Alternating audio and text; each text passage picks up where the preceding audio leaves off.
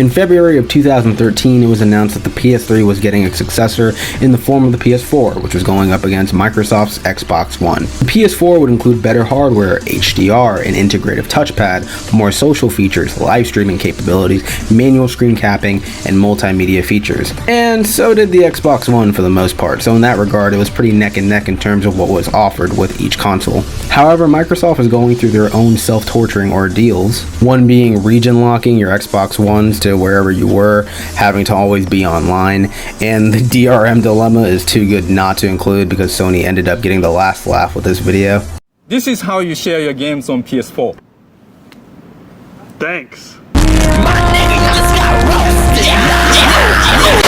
Eventually, the PS4 came out in November at the stead price of $400, being $100 less than the Xbox One. And usually with every console release comes launch titles. The Xbox One had Dead Rising 3, which led me to buy an Xbox One first because 1, I love the Dead Rising series, except for 4. All my homies hate Dead Rising 4. And 2, the PlayStation 4 launch titles consisted of Killzone Shadowfall and Knack.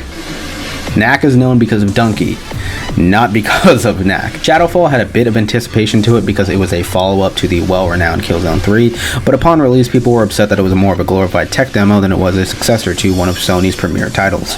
Not to mention the PS4 Xbox One gen had the issue of not having backwards compatibility built into the systems themselves. A lot of people who made the transition from previous gen to next gen were highly disappointed, including yours truly, that we couldn't play the games we loved on the newer system. However, Microsoft made it their goal to slowly integrate backwards compatibility as the generation went on, while Sony was like, no fuck you. There was also the issue of making PlayStation Plus a service that was completely free on the PS3 and required paid subscription to play games online. Overall, not a great start for the next gen.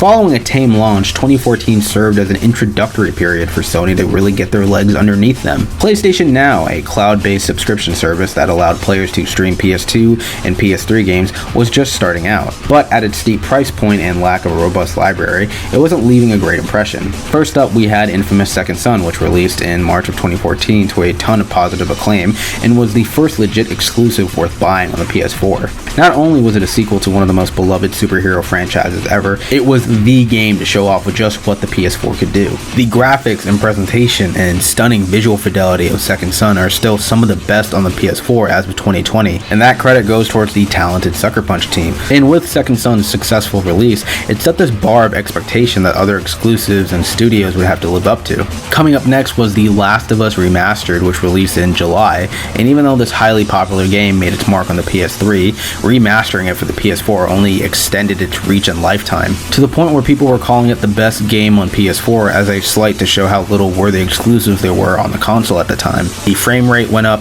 the resolution went up, the sales went up, everything went up on this classic title. Following The Last of Us Remaster, Second Son got a standalone expansion in the form of First Light in August, and it was pretty good, more of the same from Second Son, but adding some more story and content to a game that was hot off of its heels. Closing off the year, we had 2 decently big-time exclusives. Little Big Planet 3 was yet another entry in the charming Lovable series. This time it would not be developed by the original devs, Media Molecule, as they were working on Dreams, so the reins returned over to Sumo Digital, who honestly did a great job at retaining that Little Big Planet magic.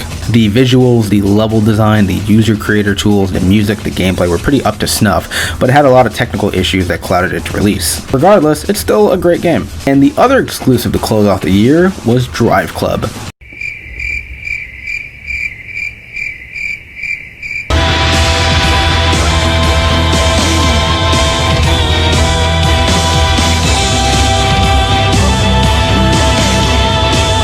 Over a year after launch, 2015 was the year Sony's seeds of investment and exclusivity started to grow a bit.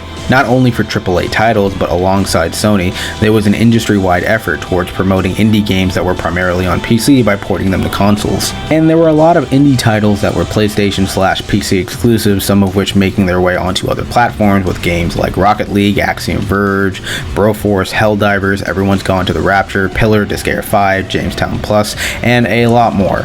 And this effort was continued continued across the entire PS4 lifecycle as well. But on top of that, there were a lot of highs for PlayStation titles, but a pretty big low to kick off the year, and that was The Order 1886, a graphically and technically impressive game with incredible visual fidelity and detail. Look at this fucking lamp!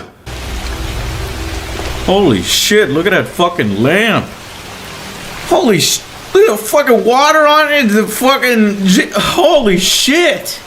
That's a good fucking lamp! The game was developed by Ready at Dawn, who made some God of War spin-offs, and Daxter, one of my favorite PSP games ever to high praise. But The Order 1886 was so lacking in its restrictive, overly reliant QTE gameplay that it temporarily created this fear that future big-budget Sony games would follow in its footsteps, and thankfully, they haven't. Past the lukewarm Order 1886, the highs on this list include MLB The Show, which came out in March. It's a staple franchise, and in my opinion, the best sports series out there. It comes out every year, so I'm not going to include it in every other year. But the other game that came out in March still has a hardcore fan base dedicated to it, and that is Bloodborne, Miyazaki's dark gothic masterpiece that people will still not shut the fuck up about. God damn. Even though I think Sekiro is better, Bloodborne's impact was unlike anything I have ever seen for the Soulsborne genre, giving itself a legacy of pain, punishment, cruelty, and sadistic enjoyment that was beloved across the entire industry. E3 2015 had the reveals of Horizon Zero Dawn and Final Fantasy VII Remake, which had a lot of people excited. In July, God of War 3 got a remaster from its makers, fine-tuning and further polishing an amazing title for the PS3, while also instilling this excitement that there was another God of War game on the way. Then in August came along Until Dawn, which was a sleeper hit to say the least. Its campy horror movie aesthetic, the TV ensemble mocap cast, and just how engaging a linear pick-your-own adventure game could be, engrossed a niche fan base and a ton of memes. At the tail end of 2015, the Uncharted collection was released, and it was remastered by Bluepoint Games, the studio behind the Metal Gear HD collection, who honestly made the Uncharted games play better than they ever had before. Uncharted 2, go back and play the original PS3 version. It is so underwhelming because the cover system fucking sucks dick. Every time you come out of cover, you're aiming at nothing. So you just get shot, then you get to do it again. On harder difficulties, this game is unplayable. Pop in the PS4 version. Oh my god!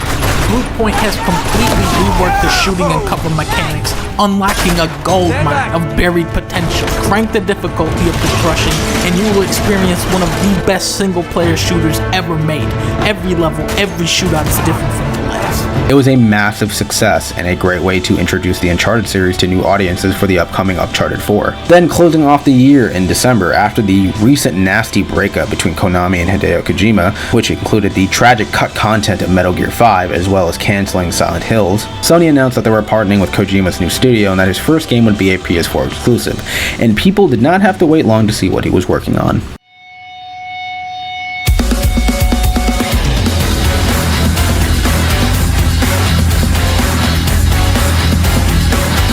2016 was a big year for Sony going forward because there was so much in both hardware and video games that gave them a lot more popularity and inherent excitement for everything Sony in the future. Hardware-wise, Sony released two variants of the PS4, one being the PS4 Slim, which is self-explanatory, and the PS4 Pro, which was a PS4 with a better GPU and higher CPU clock rate to better run games, and I'll tell you from first-hand experience, it definitely makes a difference. Not only did they release new PS4s, but they also threw their hat into the virtual reality ring with the PlayStation VR. And so far, it's more of a novelty for select games like Resident Evil 7. There are a couple of titles, most notably Astrobot and Iron Man, that give it some value if you want to purchase one.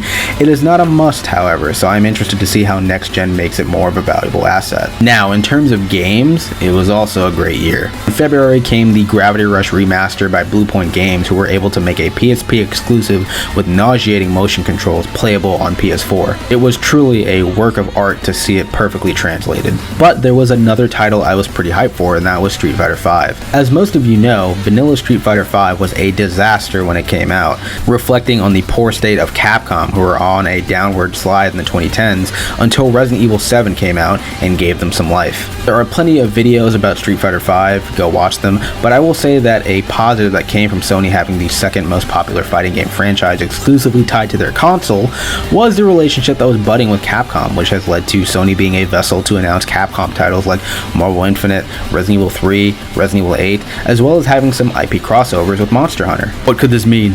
Marvel 4? Darkstalkers? Dino Crisis?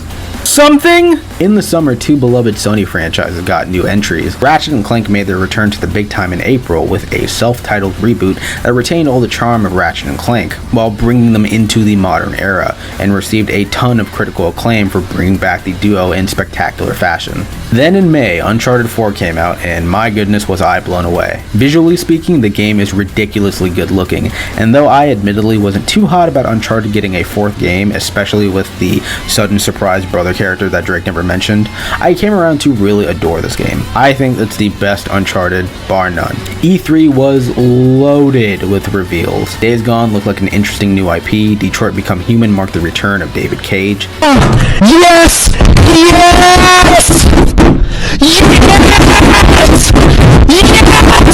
And Kojima showed off Death Stranding, which thoroughly confused everyone, including Kojima himself. But what stole the show for most people was a new God of War game, and one that looked to be a dramatic departure from the old formula.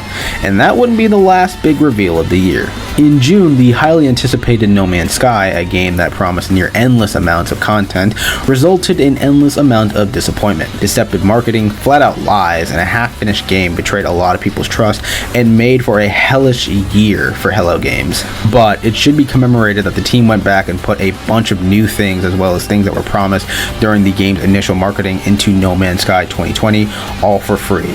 And they are still adding new shit as we speak. But at the time, it was a colossal failure. Moving on, the last notable exclusive to come out for the year was The Last Guardian in December, a game that was supposed to come out in 2011. It went through development hell from the team that made the iconic Eco and the Shadow of the Colossus. It came out to great acclaim with some technical issues here and there, but it was a success. Also in December came the announcement of Last of Us 2. So in this year alone, Sony was putting their money down on specific series, both old and new, for the future, while also providing a great selection of games. This momentum carried over into 2017, which, wow. Just wow.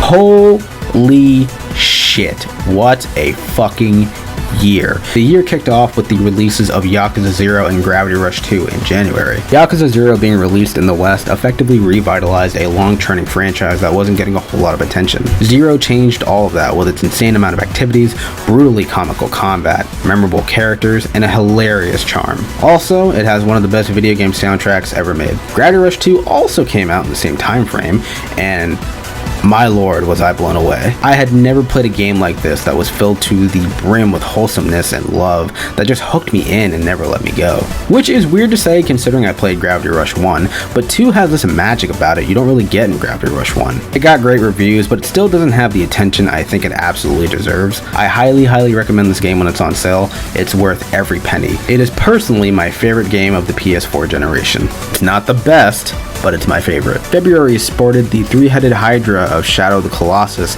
Neo, and Horizon Zero Dawn. Once again, Bluepoint Games were tasked with remastering a game from an older, less stable generational capacity, and what they were able to do with Shadow of the Colossus has me incredibly excited for the Demon's Souls remake. Like, look at this game, it does not look real. Neo was a game that made a name for itself in the Soulsborne genre, a niche that was getting a lot more games in the same spirit, but none of them really stood out like this one. Neo gave the Soulsborne games a run for its money and established itself as a more deep and expressive interpretation, with the insane amount of customization, progression, and combat skills becoming a sleeper hit. Horizon Zero Dawn by Guerrilla Games had quite a bit of hype to it, which was surprising considering it was a brand new IP, but one that had a great concept and feel behind it. The idea of futuristic tribes fighting futuristic mechanical robots is awesome, and once the game came out, it was highly revered as one of the best PlayStation titles ever. It was getting rave reviews all over the place. The graphics, especially the use of color, was mwah. The gameplay was incredibly fun when you're fighting robots because fighting humans was incredibly boring. It sold incredibly well for a new IP, way more to justify a sequel, and holy shit am I excited for it. Not too long after Horizon's release, Nier Automata came out in March, and its monumental impact was unforeseen. The expectations were not high on this game, but no one expected it to be as good as it was. It was made by Platinum Games, so you bet your sweet bippy that the combat would be great, but alongside the fun combat, you had a tremendous soundtrack, a desolate, beautiful world, memorable characters, and a story with so many grueling and colorful moments that had me questioning my purpose in life, whether life is worth living, and giving me non-stop existential crises for 2 weeks straight. 10 out of 10. 2B is also a 10 out of 10. In April, the best JRPG to ever hit the market was released, and that was Persona 5. I'll share a bit of personal info with you. I don't like turn-based games. I think most of them are boring as hell, but Persona 5 is one of very few exceptions. Turn-based combat in this game is incredibly fun with how stylish it is, how deep it is, and how each fight has its own spectacle as you and your team level up and get new personas and abilities. Its unique and dynamic art style, the stylish endeavors of its world, the colorful and memorable cast, the amazing soundtrack were all top-notch. As a whole, Persona 5 is a one-of-a-kind experience only available for PS4. Because it's never coming to Switch, so please stop crying. Detroit Become Human also came out in April and had great reception due to its story, characters, visuals, and an insane amount of narrative paths that incentivize multiple playthroughs. It is a David Cage game, however, so it might come off as self-indulgent, but it also has the memes. 28 samples. May was kind of an interval period before the release of the Wipeout Omega Collection in June. Sure, this title isn't as big profile as the previous ones listed. I know Sony has their racing games on lock with Gran Turismo, but in the racing genre that has been missing that arcadey factor since the games of old, like classic Wipeout, F-Zero, and Split Second. Hold on. Where the hell is Split Second 2, by the way? Where is it? The Wipeout Collection was a welcome addition to the PlayStation family for its visual style, great soundtrack, and being a really fun racing game. In July, after the hit that was Yakuza 0, a remake of Yakuza 1 named Yakuza Kiwami came out, and was yet another well-received game. It doesn't have that eccentricity of 0 primarily because of the difference in setting, but it was still more Yakuza and carried over a lot of mechanics and feels from 0, so the transition for players coming over was smooth and seamless. It also included a Majima Everywhere mechanic that was absolutely hilarious. In August, a standalone expansion to Uncharted 4 came out, being Lost Legacy. This expansion had players controlling Chloe on her adventure with Nadine against a sadistic paramilitary treasure hunter. It was nearly one-to-one gameplay-wise with Uncharted 4, so it didn't bring anything new to its 8 or 9 hour journey, but to those who were craving more Uncharted 4, there you go. For the rest of the year, there weren't any notable exclusives to come out, giving players a bit of a breather with how many games there were. But like I said earlier, 2017 for Sony was just crazy.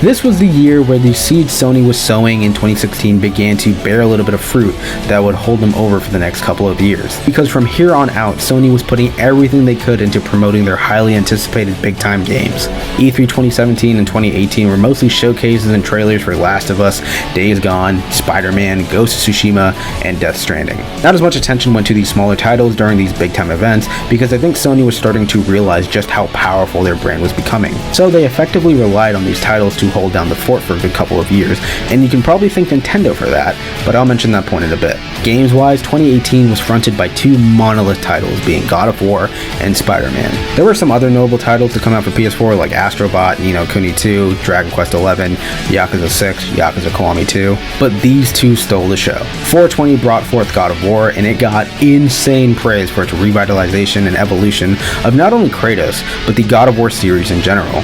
It felt like it properly matured from its platforming, hack-and-slash gameplay of its predecessors. Now don't get me wrong, there's still a lot of over-the-top moments like fighting a fucking dragon and fighting Sigrun. Its shift to Norse mythology felt so fitting for a new setting, its influence on combat mechanics made it much more in-depth and satisfying, and the personal emotional story of a broken man righting his many wrongs was a resounding success across the industry. God of War was huge for the PlayStation brand as it was the best-selling PS4 game at the time, and it was also a high point for the PS4 gen. But somehow, someway, in the same year, it got toppled by Spider-Man. When Spider-Man came out in September, the hype and love for the game was absolutely unreal. To the point where on Twitter, best known for being an absolute hellscape of a social media app, my timeline for 2 weeks after it released was filled to the brim of people sharing their cool-ass photos, how much they loved the game, how much it meant to them that this game existed. Seeing the devs get non-stop love and appreciation for their copious amounts of hard work for such a treasured entity in all of entertainment brought forth this sense of community you rarely see on this godforsaken website. Spider-Man is already a really touchy topic on Twitter. If you don't believe me, tweet any opinion you have of Spider-Man and you'll be bombarded with people telling you how wrong you are, which speaks to how magical this game was in forming a temporary armistice in this toxic ass community. But outside of Twitter, it outsold God of War, becoming the best-selling PlayStation PlayStation exclusive ever, had an amazing marketing campaign, great gameplay, fantastic visuals, and gave people reasons to buy a PS4. Even though I think Wolverine is a better character, seeing Spider-Man being done justice in the video game realm was inspiring.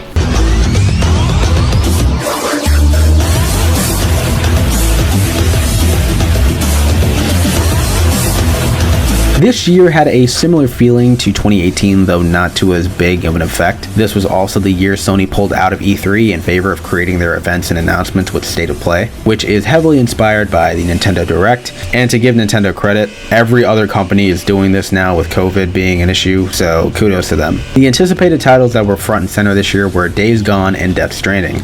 A couple of other notable titles included Judgment and Concrete Genie. Judgment was another game in the Yakuza universe serving as a detective thriller spin-off. And Concrete Genie was a very unique title based around painting dynamic creatures and settings with neon childlike wonder around this grim, deserted oceanic town. Days Gone was Bend Studios' first attempt at a big-time Sony exclusive, with previous titles under their belt like Bubsy 3D, Resistance Retribution, and Uncharted Golden Abyss. This was their first console game since 2004, and it was yet another zombie game. Hey Joe, you wanna play a zombie game? You wanna play a zombie game? Play a zombie game? Zombie game? You wanna play a motherfucking zombie game? No, I don't want to fucking play another goddamn zombie game! But it was being backed by Sony, who in turn gave the game a great promotional campaign. But this would turn out to be the first Sony exclusive in a while that didn't get a lot of critical acclaim, leading to a lot of people to initially believe that it wasn't worth playing. It still got some decent critical reviews despite some very odd red herrings against the existence of the protagonist Deacon St. John being a gruff white male, and some outlets not even finishing the game and posting reviews about it.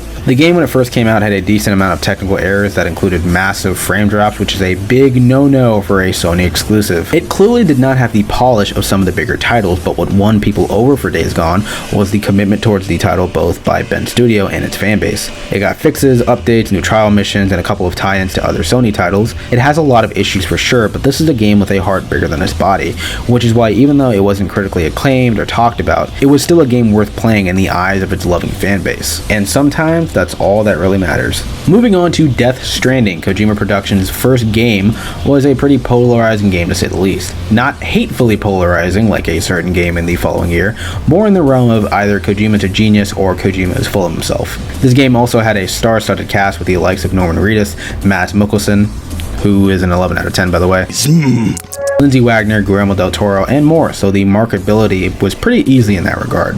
But what had people kind of dumbfounded was the actual gameplay of you overcoming terrain and obstacles to deliver packages and bring the US back together again through a supernatural network. Aside from the fact that once again Kojima proved himself to be a clairvoyant prophet, I was more impressed that Sony allowed Kojima to see his vision through. Usually a lot of games have company input for the sake of marketability or accessibility, but seeing Death Stranding in its full form was a refreshing sight to see in an industry that has homogenized certain ecosystems of gaming. I'm looking at you, Ubisoft.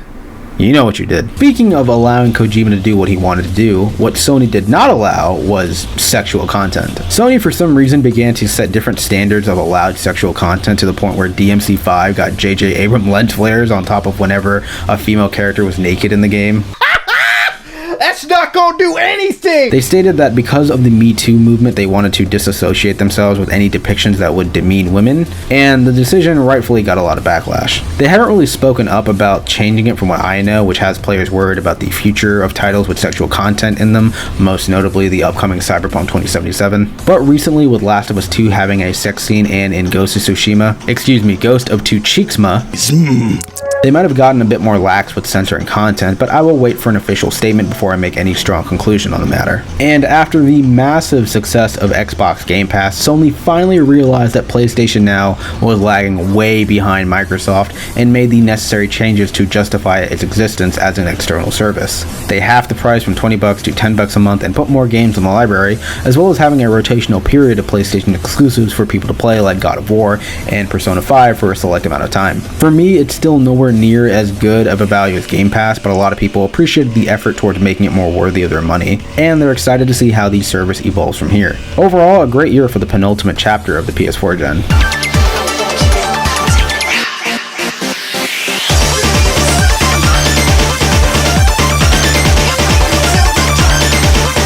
This year marked the final year of high-profile titles announced years prior finally being released for the general public. It also marks the beginning of next gen, which will be arriving imminently. There were 6 big-time exclusives to come out this year, 3 of which people had been waiting years for.